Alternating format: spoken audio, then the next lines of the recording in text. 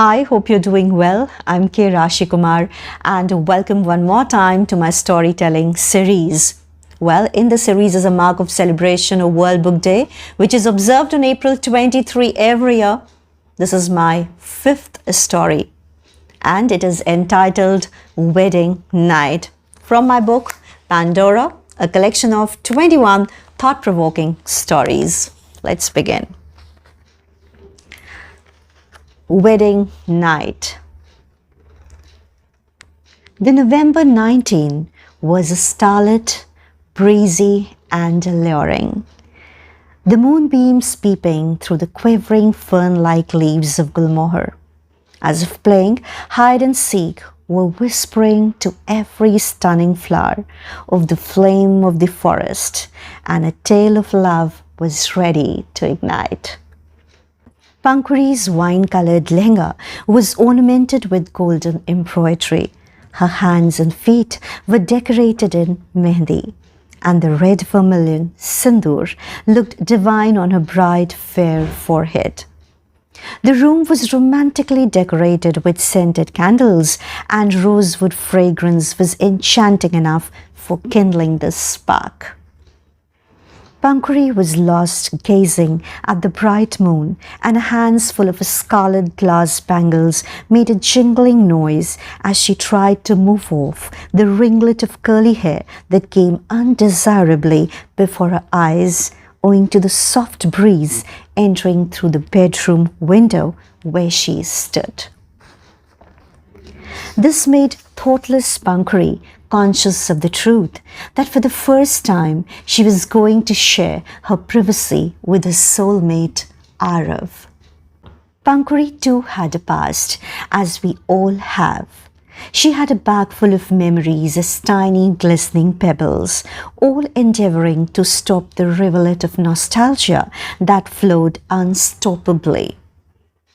It was her arranged marriage. Arav had fallen in love with the innocence in her eyes at the very first sight. For Pankuri, knowing that Arav was going to be her companion for life was enough. During their first and last meeting before marriage, Arav had apprised Pankuri about his past honestly. For Pankuri, innocence was her only past.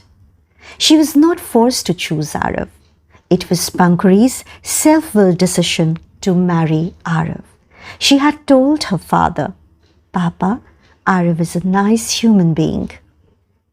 As Pankuri wiped her rolling tear, missing Janu, her rabbit, Arav stealthily entered the room and walked close to Pankuri, tapping her left shoulder. This first fair touch was warm and loyal. She turned her face towards Arav and got lost in the love that his eyes held. Like a child, she hugged him. "Hey, why these precious pearls? I'll always be there for you," Arav comforted her. Pankuri lifted her face, looked into Arav's eyes and gave him a cherubim smile. A good night's sleep was much awaited. Pankuri was held tightly in arms from the back. "I'll sleep with my new ma, she's mine." Pankuri sat on the edge of her bed, holding tiny palms of Piyu and stroking his light brown hair. She said, "I'm your ma, Piyu." 5-year-old Piyu laid his head on Pankuri's lap, full of solace, and smiled brightly, as if hundreds of stars had twinkled at once on his angelic face. Arav kissed Pankuri's dimpled cheeks tenderly, while settling her curly tendrils that rested on her temples, like a silhouette of romance floating on the dreamy stream of wedding night's cruise. Hope you liked this story entitled Wedding Night. And as I always say, it always gladdens my heart to read your feedback and comments that you share in the comments section. Till we meet again for our next story, take very good care of you, loads of love, and God bless.